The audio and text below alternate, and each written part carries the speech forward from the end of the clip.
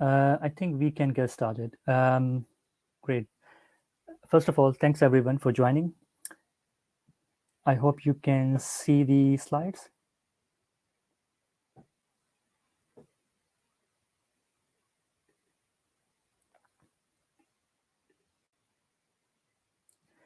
Great. Right. So, hello everyone. Good morning, afternoon, evening, depending on where you are. Welcome to the first ever Salesforce community-led event from Pakistan. My name is Abrar, and today I am joined by Jafar Ali, a SoundCloud technical architect. It's an honor for us to speak at the first ever Salesforce community event from Pakistan. And we both are here today to talk about Road to Architect and share our experience journey from a junior Salesforce developer to an architect.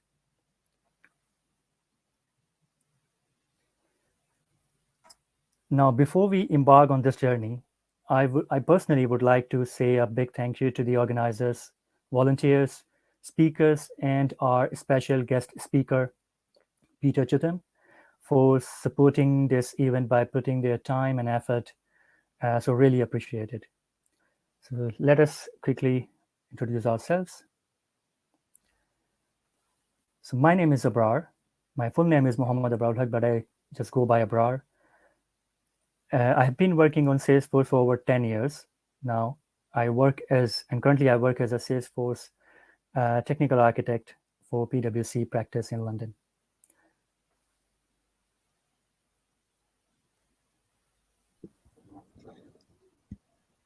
And my name is Jafar Ali. I've been working on Salesforce for 10 years. Currently, I'm working as a Salesforce architect in the company I started a few years back, Salesforce Creative Solution, and I'm based in Sydney, Australia.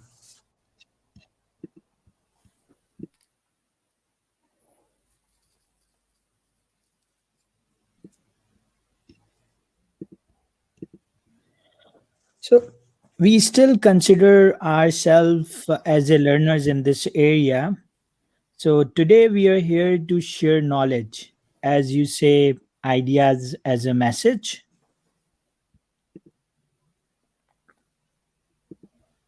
Before we begin, just a quick note that please always make your purchasing decision on product and services that are currently available and not what you see here today.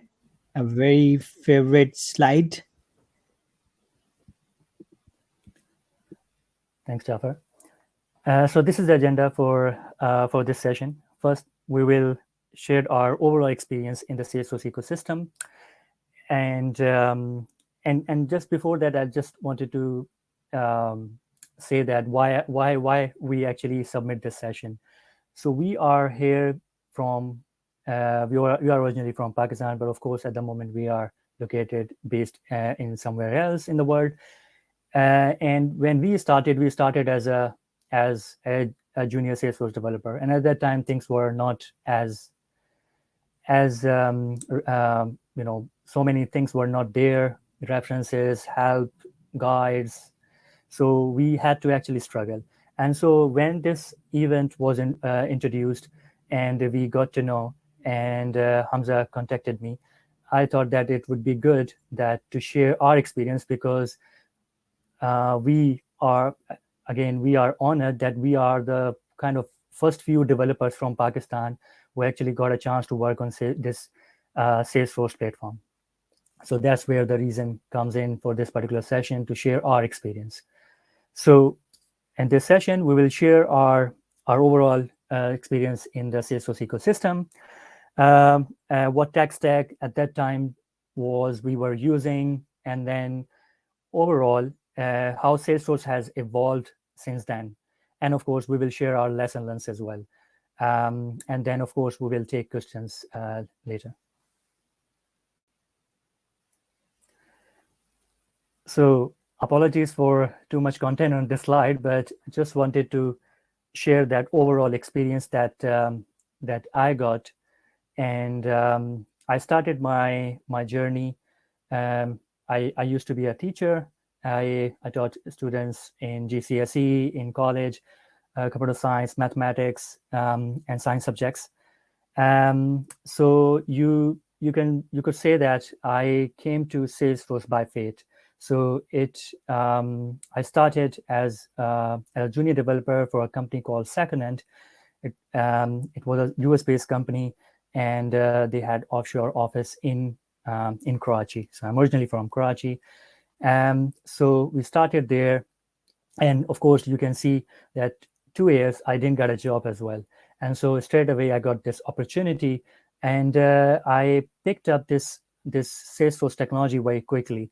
And we're talking about 10 years ago, so at that time we only had a certification wise force.com developer certification, and of course advanced Salesforce advanced developer certification. So within 3 months of getting started on Salesforce, we actually got a chance to sit in this particular force.com developer certification. And Jafar and myself, we both were there. And on the same day, we actually sat on this exam.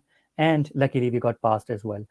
And that's where our journey started. And that actually, the certification actually boosts our career and give us motivation and confidence that, we can accelerate in this particular technology.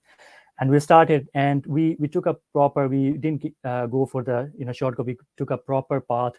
So we started from a junior developer, became developer, then senior developer, then technical lead, and then technical architect.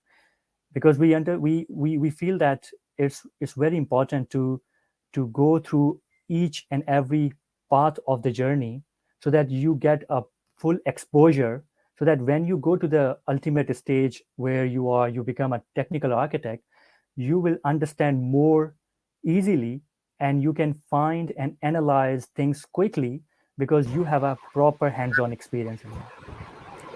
So that's what we actually followed that.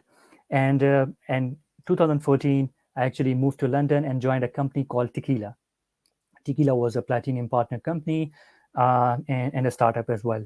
And After almost my joining of 8 months, we were acquired by Accenture, and that's how I actually came to Accenture. And of course, there was a big difference between startups and a big consultancy like Accenture.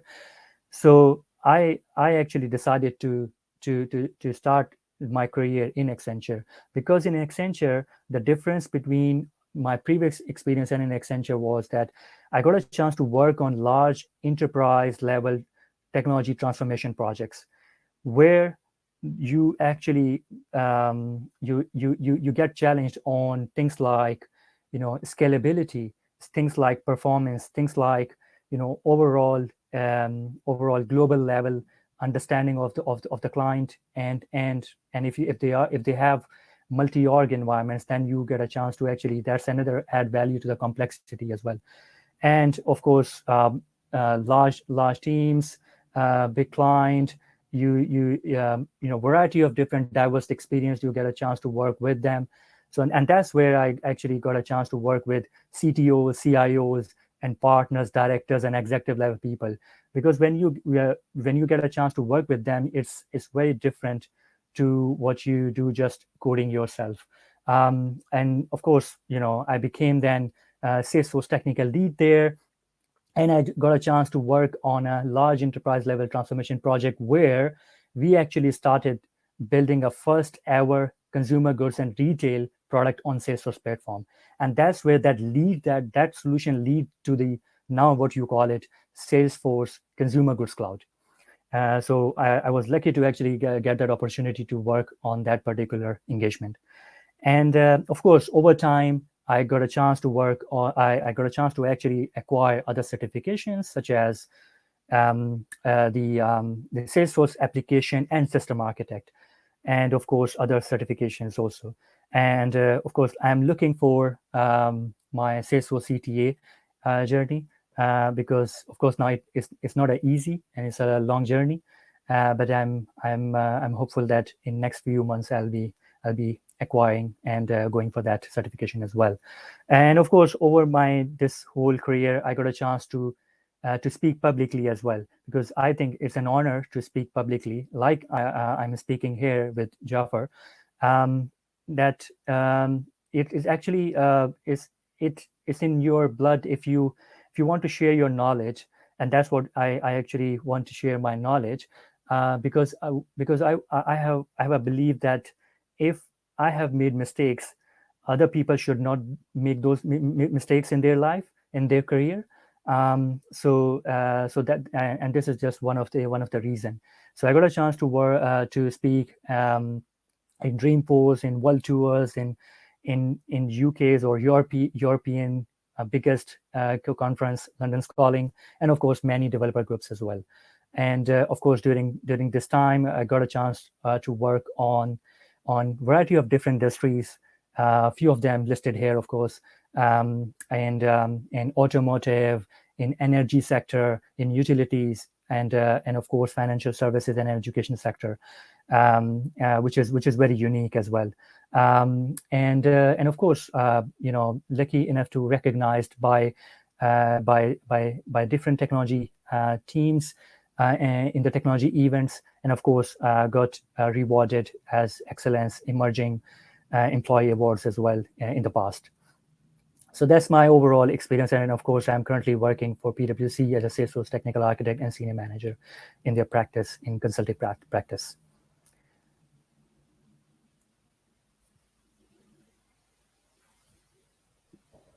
Thank you, Abrar. So I started my journey in 2010 when I got graduated. So initially, I was working as a .NET developer. I was thinking like to get the hands-on experience on programming. It's better you start with those development technologies. But when I started in 2010, when I started working on Salesforce, or in second end, which is acquired by Tectonics.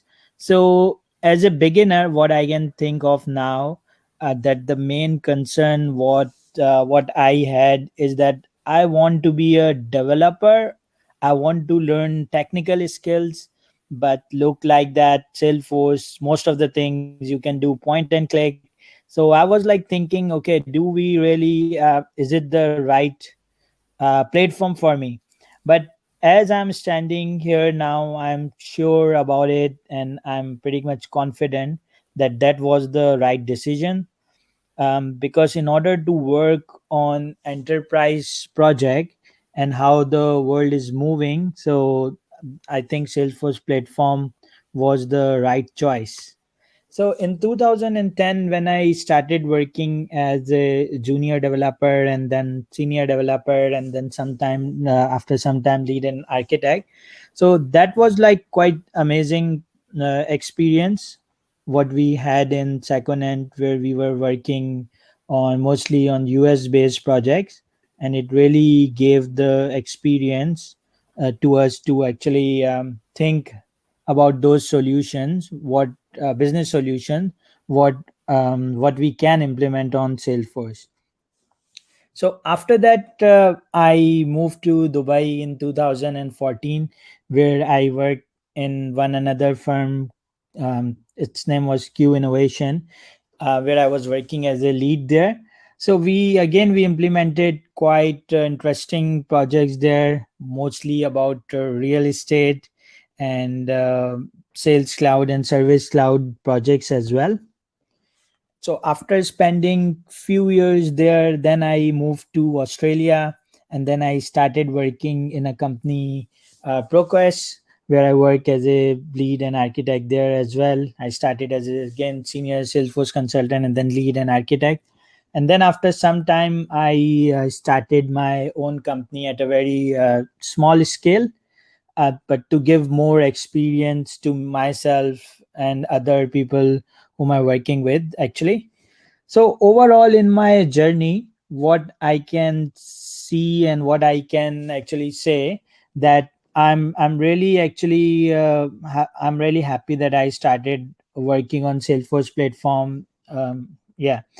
Other than that, actually, I got a different experience in different industry. So, for example, About field services, we implemented several large scale project on field services as well, and which like on custom cloud where Salesforce has been used to really help people. There were few projects which I implemented on insurance industries, financial services for banks, and for real estate and travel and tourism as well. Other than that, from certification perspective, I did several certifications, which includes developer, advanced developer, and some architect certifications as well. Yeah, and again, there were like some recognition as well, what I got from different companies. So, to give a little bit more insight about the projects, what we can use on Salesforce. So, I would just give one example where we implemented one project for one organization. So, the business scenario was that when some there are a lot of dogs, people have, and when sometime when attack happen, there was a service which has been developed for one of the government organization that in case of dog attack, how the rangers can go reach quickly, find out that dog, and actually do certain do certain follow certain processes on that one around that. So yeah, overall my journey, I would say that there were different interesting project as well, where thinking from if we are outsider, we won't be able to think that actually Salesforce can be used in that way as well. But when you think in more depth, then you find out that there are a lot of use cases where you can take the advantage of Salesforce.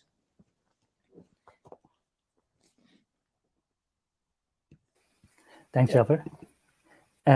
So yeah, I think just wanted to mention one more thing is that I actually started Salesforce, and at that time I didn't, I did few projects on .NET and Java, like just self-study kind of thing. But actually, when I started working on Salesforce, that's where I started learning actual learning of programming, and then go into the detail of the object-oriented programming and how we can best use of that in Salesforce platform. And actually, Jafar is actually a teacher of mine on on teaching me the programming and Apex and Visual Force. Of course, at that time we only had Visual Force. So that's again just a achievement for Jafar.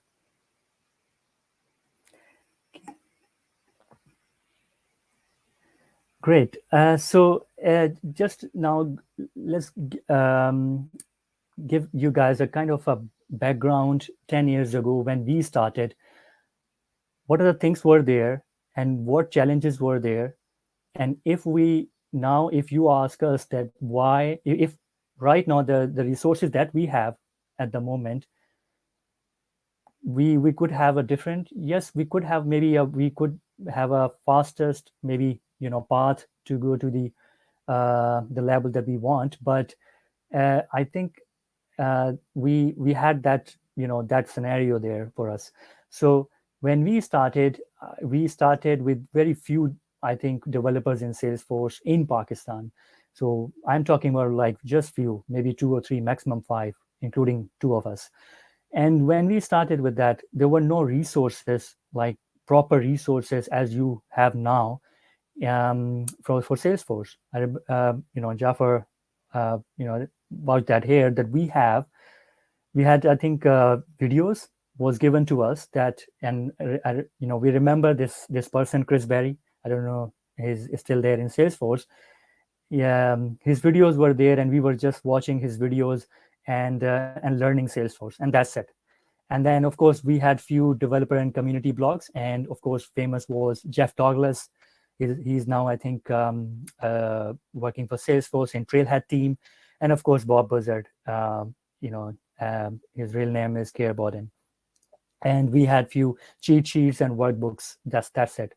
And so you can see that when we were working on the projects, on, let's say, integration or anything, if you even Google that, at that time, it was very hard to actually find the solution, because there was no, for example, REST API just came at that time. S controls were just like going to deprecate, and Visual Force was coming. And and so, there was no kind of opportunity or option for us to actually go for somewhere else. uh, and then from a certification point, again, we mentioned that force.com developer was there for developer point of view and advanced developer. And then straight away you had to go to the CTA, and within CTA we had 3 paths. One was self-evaluation, and then multiple choice, and again straight go to the review board. um, and so, again, limited kind of resources there. And then from sales, full Salesforce features perspective, we had Salesforce Classic, Classic only, that's it. Because Lightning experience, if you know, that just came like 2014, 15. And then basically class, and from mobile app perspective, we only had dashboard mobile app. And so even for end user customer point of view, we actually tested to make sure that if we are building any custom page, it works actually in that dashboard mobile app. And from external users interface point of view, we had separate customer portals, separate partner portals.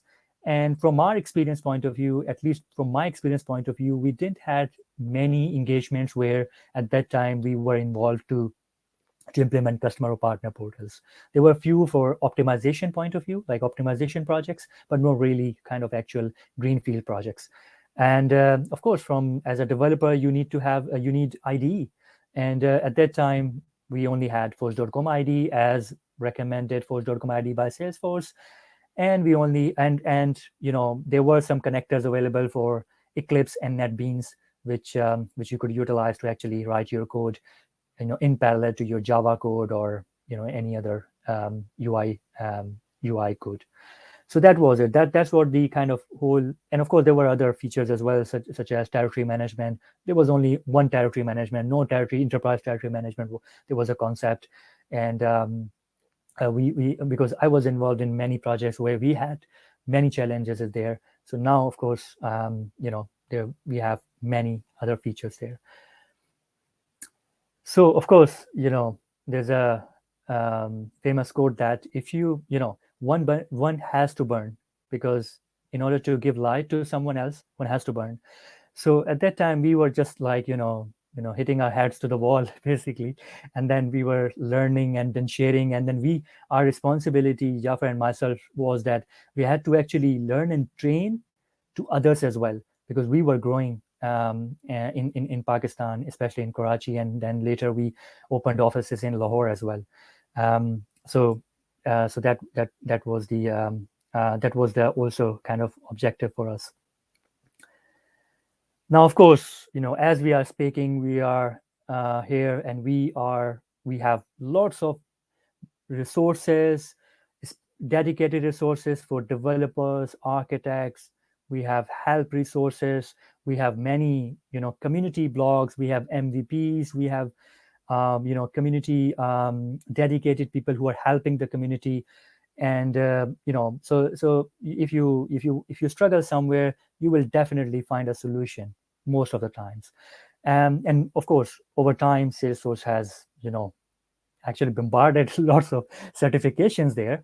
And it's, of course, it's hard to find which path you take, and we will talk about later today this. And of course, from product landscape point of view, many new products have come up. Heroku for platform as a service, helps to from performance processing engine point of view. MuleSoft is here now. Slack for collaboration. For if you are in heavily involved in release management, DevOps side of things, Slack is very good with that from collaboration point of view. Automatically, communicate between the teams. Tableau is there. So now, if you are not able to understand and not able to cover your requirements with Salesforce standard reports and dashboards, now you have the Tableau or Einstein-like analytics called before, and then Marketing Cloud and Pardot for B2B, and then of course the biggest, I think the most important bit on Salesforce platform right now is actually the AI. AI is built in now on the Salesforce platform, which means that your data is there in the CRM. You are it's easy to help your clients and customers where they require any AI features, because they don't need to go and do something else outside of Salesforce. And of course, IDs perspective, we have many IDs, and Visual Studio Code is as well, and Salesforce DX is there.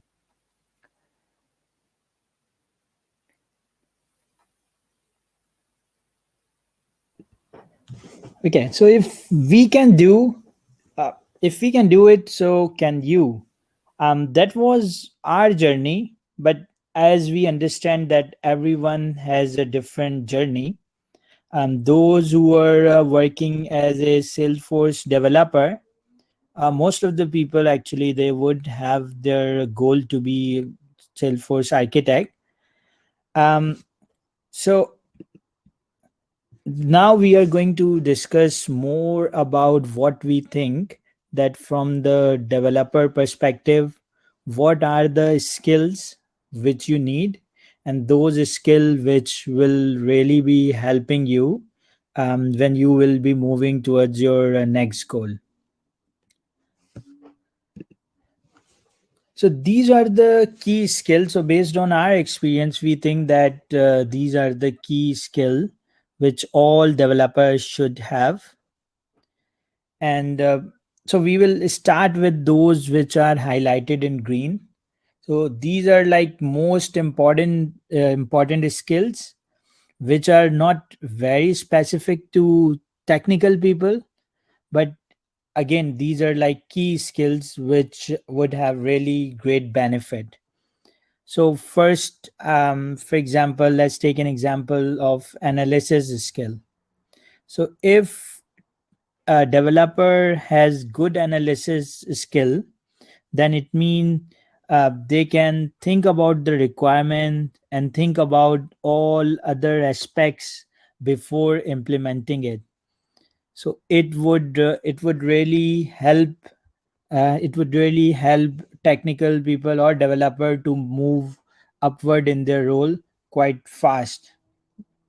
Again, there is design and solution, so which is about before you started implementing and before jumping on the keyboard. It is the greatest skill when you take some time, think before doing anything, that okay, what you are going to implement, what are the other aspects there, and either it is going to work or no, or how you can handle it. Other one is communication. So communication helps to set the right expectation in the team and during client engagement. So if you have good communication skill, then it's mean you will be able to tell that what are the issues which you think that you will be facing in the future, and you might be able to communicate, and you would definitely be able to actually communicate it to your client that that is not possible. I shouldn't take this path, or this shouldn't be the recommended solution, and and all other aspects of that. There are other skills as well. So let's start from the beginning. So it's declarative tools, which are key element of Salesforce. So all those configurations, what you can do by doing point and click.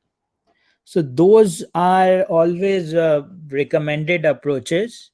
It really help if, but again there are some best practices on that one as well if you are doing using any of those tools. But if you are following all best practices and you are using those declarative tool, um, and you have good skill in that, then it is a really plus point.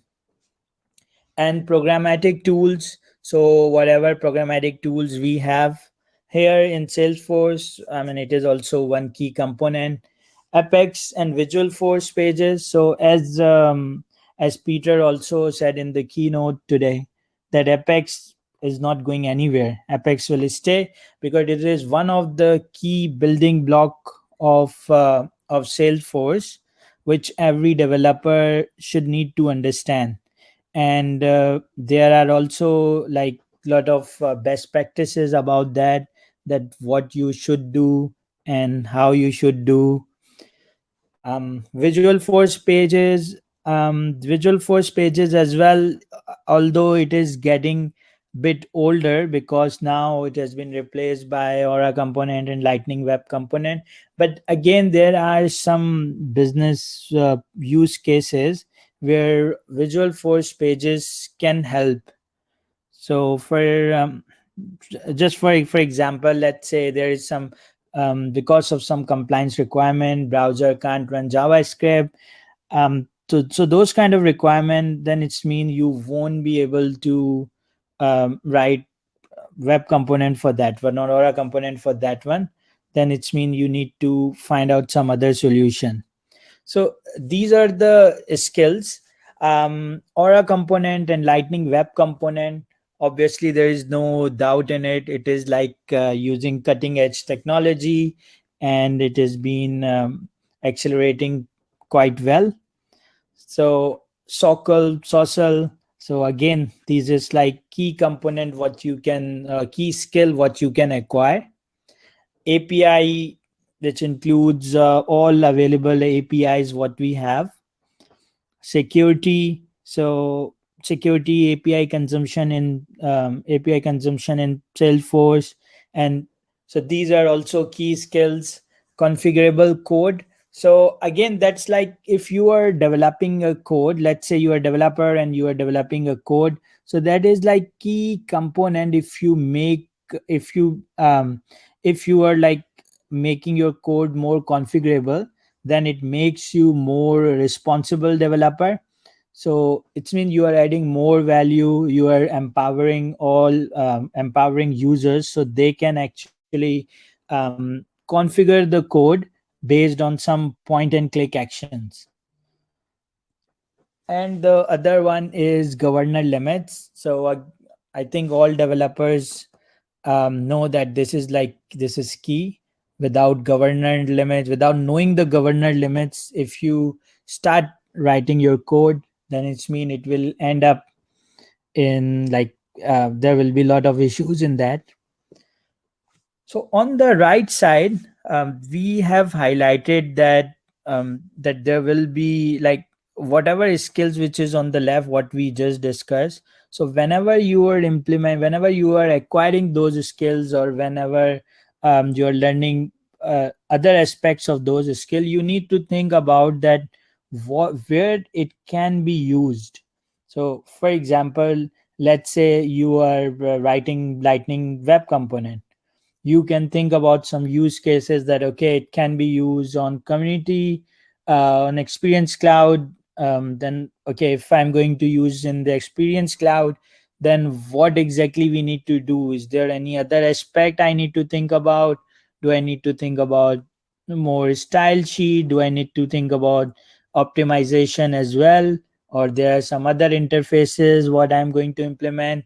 So all those things, if you think from that perspective, it will really add more value.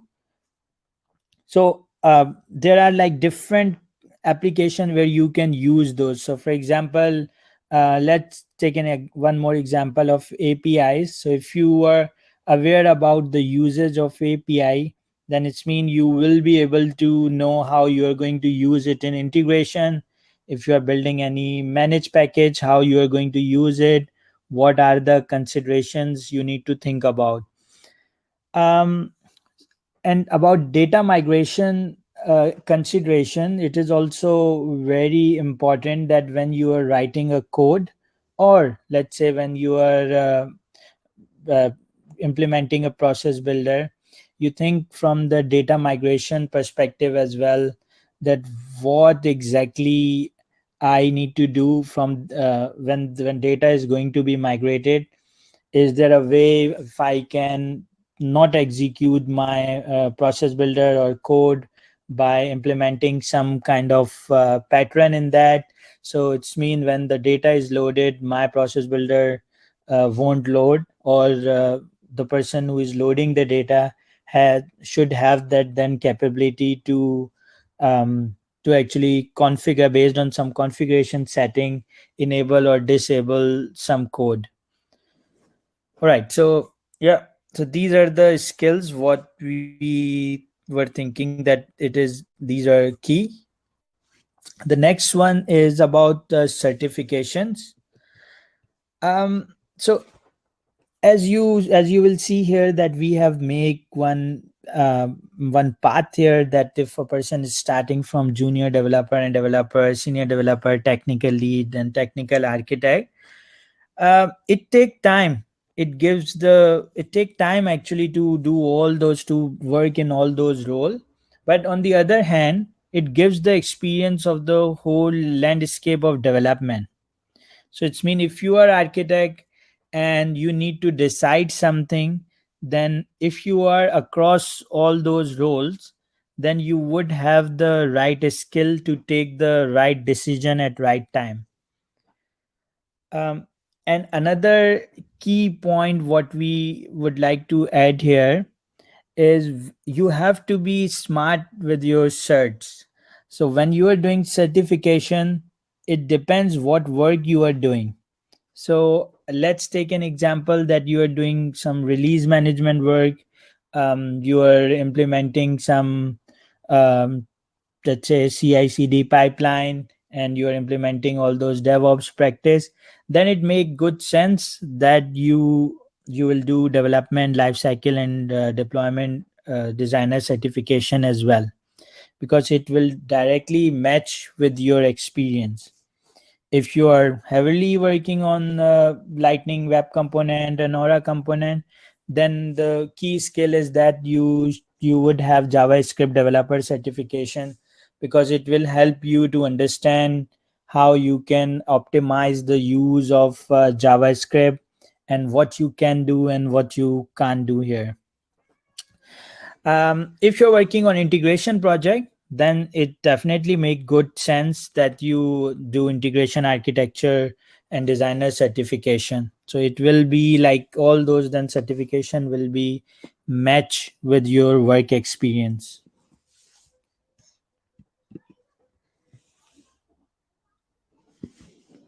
So you might have this question, because there are a lot of certification. And as a developer, if a person is starting as a developer, then what certification he should go for? So we have, based on our experience, so we have listed few like platform app builder, developer 1, developer 2, and javascript. These are important certification which all developers need in their portfolio. And once those certifications are there, then if you go for some other certification, like admin, sales cloud, and service cloud, it will then add lot of platform related skills on your portfolio as well. So it's mean then you would know that how you are going to use the standard functionality which is already there. So let's take an example. For example, if customer has a requirement that they want to capture lead from their website. So if you know about product, then you would definitely know that what is the right approach for that. So you don't need to develop anything extra. That functionality is already there. You just need to enable it. Same about, let's take an example of opportunity management. If someone has requirement about that how those opportunities are going to close, how the pipeline will show. So all those things are already covered in sales cloud. And regarding service cloud, let's take an example, that you have a requirement to implement chatbot, or you have a requirement to implement omni-channel. So all those again are covered on service cloud. So what we think that this is a bundle. if you go with those four developer certification and those three product related certification, then it is the complete package. You will be able to understand what platform can do, and then later on you will be able to move towards the architect role as well. So after getting those certification, then actually you can go for some other certification which we have mentioned on the right side, that application architect, system architect, or B2B or B2C solution architect, and eventually at the end technical architect certification as well.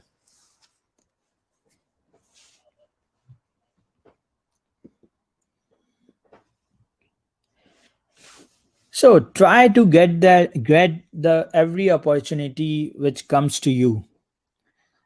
As Richard Branson also said, so it's like it's a great skill, or sometimes you need a like great skill, or sometimes you need a very precise skill to work on some project. And let's say that at the beginning you won't have that skill, but if you don't accept channel if you don't accept that challenge and let it go, then it's mean that the skill will never come to you because you didn't accept it. So the best lesson learned, what we had there actually based on our work experience, that in our life a lot of time there are plenty of times actually we will get some challenges which we don't know that how to resolve it. But if we don't accept it, then it's mean we miss this opportunity. So the best way is that accept the challenge, but don't just accept it, but prepare for it, that how you are going to solve it. Because if it's a challenge, then it's mean it must have a solution. And the important thing is that how you are analyzing it and how you are finding the solution. So if you are doing it, then it's mean you will come up with the solution. It might take bit more time, but once you have the solution, it's mean it will add as a lesson learned, um, and actually you can then you can share it with others as well. And there are sometimes there are key projects, sometimes for example in large enterprise project, there are example which there are some skills which you can only get from the large enterprise project.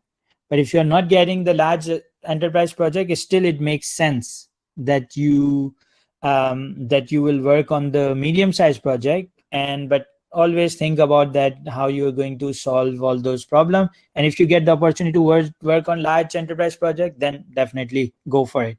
So it is covered from the last slide, but I think you would know that it is like related. So now the next one, what is on your screen about mentorship. Last but not least, what we have observed is actually the guidance and assistance provided by our mentors really help. And if you are there are again lot of time when you're working with any company, you get some idle time as well. So in your idle time, if you the ideal behavior is that start learning what you have. There are a lot of resources available which we'll cover at the end. So if you start learning from those resources and be ready for some certifications, then it will really help you. And what you can also do, and based on our work experience, what we were doing in the early phases, that if you don't have any scenarios, you can find the possible you can find the use cases from the project what someone already implemented, and you can see if you can think about some better solution and you can implement that. Or you can also create your own use case based on your experience. Thanks, Jaffer. Thank you. Right. So if you already, you know, have a path and goal set for your technical track career in Salesforce, which is good. But if you haven't, then definitely, otherwise change nothing and nothing changes, because you have to change yourself first to set the goal. And it's not always like, okay, you go for CTA. Of course it takes time, but you get the exposure and experience is really important. Certification is also important, but but experience is the key, because people recognize your experience. Certifications comes later. And of course, like, if we, it wasn't easy. Definitely it was, it's not easy still. Is where we are in that path. And so but make sure that you get the exposure, you share your knowledge with others. And when you share your knowledge with others, you actually you improved your knowledge as well. And you clarify things for yourself self as well. And just make sure that you practice, because when you practice, you get better.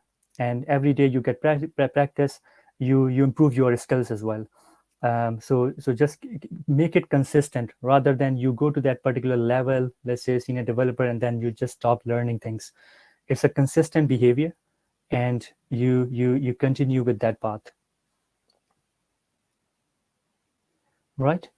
So these are the learning resources. Of course, you already know these resources, but one of the resource which I will highlight here is, as actually recently Salesforce has introduced a framework similar to TOGAF. And so which right now they have just released it, but worth is to reading through and see how we could actually implement in our architectures and solutions that we're providing to the customers. Again, I would like to say a big thank you actually from both of us, because I think we will not be able to get here this far without the support, the mentorship, the guidance. Of course, even that time we didn't have many people, but even just a morality support is also emotional support is also very useful and helpful as well. So really big thank you to all the Salesforce community, and to you all, everyone, to basically joining this particular session. And apologies, we have ran over. And we can take questions if anybody has. Thank you so much, guys, Jafar and Abrar. It was a great session. I'm very proud to know that you guys also belong from Karachi, because I also belong from Karachi, and it's very inspiring to see you both actually to reach these new heights. Amazing. And we just have one question right now in the question answer session. Um, do you guys want me to read it out, or can you guys see it? Yeah, absolutely. I can read it. I can take this question. So from our initial few years were always like, we were engaged in small and medium size engagements. So it was continuous. And so we never thought that we will be kind of getting a chance to work on large enterprise level projects. And when we say large enterprise level projects, it's hard to scale that as well, right? Because from a Salesforce point of view, large scale may be something else, right? So but wherever you try to get first small and medium, get that exposure, because that experience will actually help you to go to that and get that opportunity which you are getting, which you want to get to work on the large enterprise level projects. I hope that makes sense. Absolutely. I hope there's. Are there any more questions? I don't see any other questions. It was a wonderful session, guys. I